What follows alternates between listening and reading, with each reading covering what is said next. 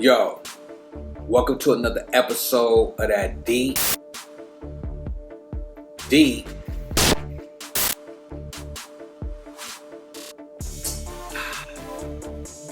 That deep shit. Where we connect the dots. And on today's episode, we're going to talk about gravity.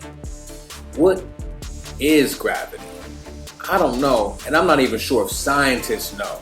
But what we do know, or what we think we know, is gravity is a calculated force, meaning there's an equation that can calculate gravity. And the calculation is G equals F times M submass by M2 submass over distance squared. I think. I'm pretty sure. And shout out to my boy E. Mackey for putting me up on game. You know what I'm saying? So there's a formula that calculates gravity. But what's really weird is gravity is just a theory. So how can you have something that's a theory not be proven but have a formula to prove it? Kind of like in the Matrix, there is no spoon. There is no spoon. There's a spoon. And this some deep shit.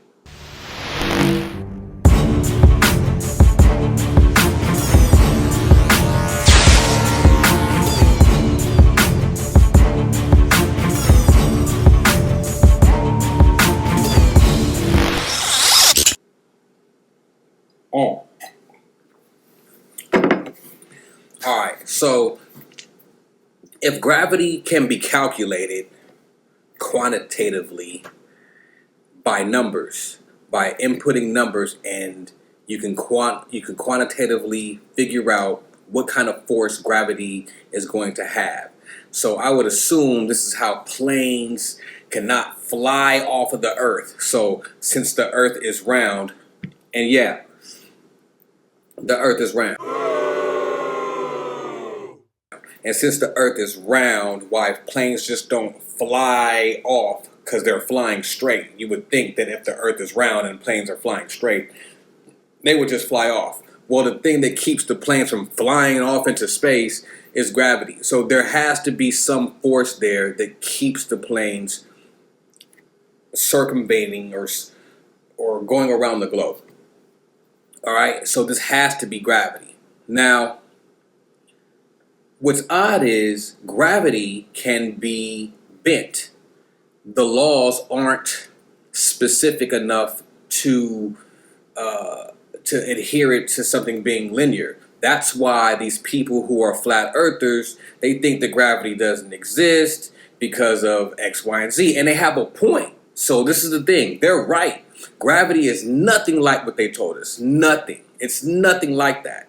I mean, the formula that they have for it, F times M1 by M2 over distance squared works, yes, but that's only one aspect of what gravity is. So yes, it works, but it doesn't explain the rest of the things that gravity does. And here's one good example. As you can see with this cylinder here, this cylinder is made out of copper. Now, there's a magnet being dropped through the inside of this copper pipe. Instead of the magnet just dropping and falling to the bottom, it's being slowed down. It's being slowed down by the magnetic force. So this right here proves that gravity can be bent. The rules do not apply by one formula. This falls straight through, and it's not. So what does that tell us? That tells us that it's more than what we think. It's the exact same reason why LeBron James can jump so high in the air, but oceans don't just fly off the earth. They get held down by gravity. Well, one reason for this is because gravity, hold on to your seatbelts. This is going to be a doozy. Gravity is a dimension. But it's a dimension that, just like all dimensions, are perceivable once it's in contact with something. But usually it has to be filtered, especially on this existence in the third dimension. It has to be filtered through an element, because everything is filtered through the elements here. So bear with me. So gravity has to have an effect on the fish, but through the element of water on the fish, because it's gravity. It's a dimension.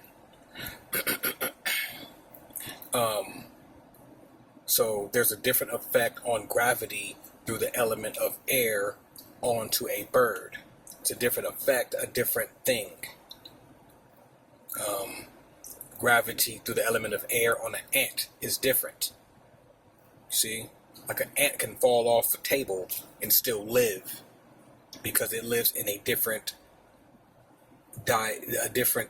version or a different level of gravity, a different dimension than me. If I fell off the equivalent of a table, or whatever the ratio of a table from an ant and a table, it would be like a mountain. I would die, because gravity, I'm in a different level, a different plane inside of that dimension, because there's levels in all the dimensions. Okay, so gravity has a different effect on a coffin that's sitting in earth or dirt. Trust me, there's gravity inside of dirt or earth. It has a different effect. And this is why scientists have a theory of gravity. They don't really understand it. They can come up with a proponent or a side or a version of it, but they can't really truly calculate exactly what gravity is in its entirety, because it's a dimension. And just like I mentioned before, or when I thought the video was recording, is that there's different sides of each dimension. There's a perceivable side and the unperceivable or the untangible side that you can't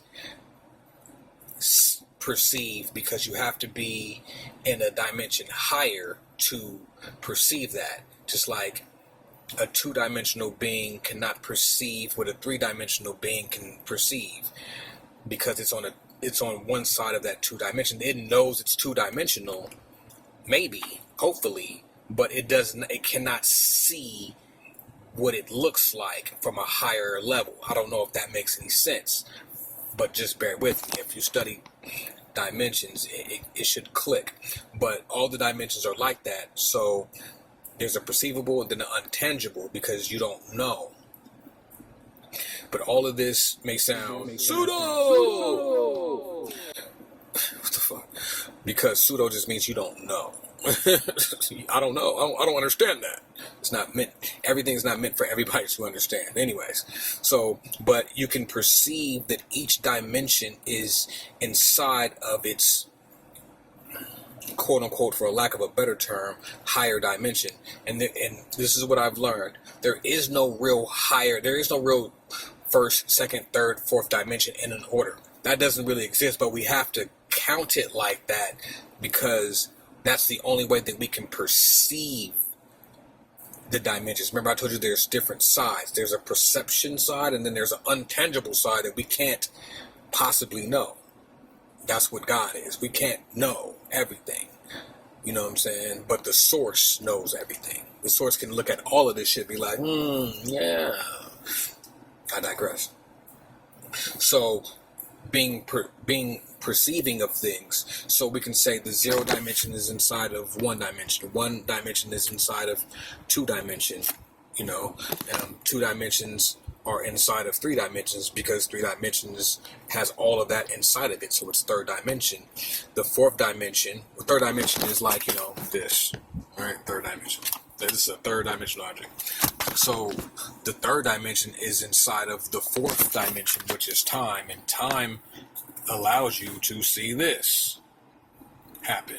But even as you're seeing this happen like this, you can kind of see, as I'm even waving it, you can see that there's multiple versions of this, but they're just really close together. As you can see, it's like a trail. You can see that, right? That trail inside of that, which is the fourth dimension, right? That trail leads to the fifth dimension, and the fifth dimension is possibility inside of time. You know what I'm saying? The possibility of whatever. Like, I can either go right or I can go left, but I'm still going to point A, so to point B. So from point A to point B, I can go right, I can go left, but I'm still trying to get to point B. I'm gonna go right, but what if I went left? But just because I had the thought of there is a left, that exists on a different branch of time. But that's what the fifth dimension is. It's the possibilities of everything. Okay? So the fourth dimension is time. This sits inside of the fifth, which is the possibilities. Right? Right? But watch this. Time as itself, which holds the third dimension, us, but time as itself, as the fourth dimension, is under or connected to the fifth of possibilities, because I'm a third dimensional being and I can go left or right. That's a dimension. Choice is a dimension, right? But what's over that? It's the sixth. It's the sixth. Well, I would say it's the sixth dimension, which is gravity. Because why? Gravity controls time. Gravity controls time. How do we know this? Because something is pulling, or something has a force on, let's just say, for example, the Earth. The Earth is a third dimensional object that has time inside of it and everything. And there's possibilities inside of it and everything. But something is making the Earth move. Something. What is that? It's called gravity. It's a gravitational pull. 9 times out of 10, it's what they call a black hole, which is really not a hole, more than likely a sphere or planet or gateway to another dimension. See how gravity is really the dimension of the gods. So let's just say a black hole is really a god, because it controls and it is over time.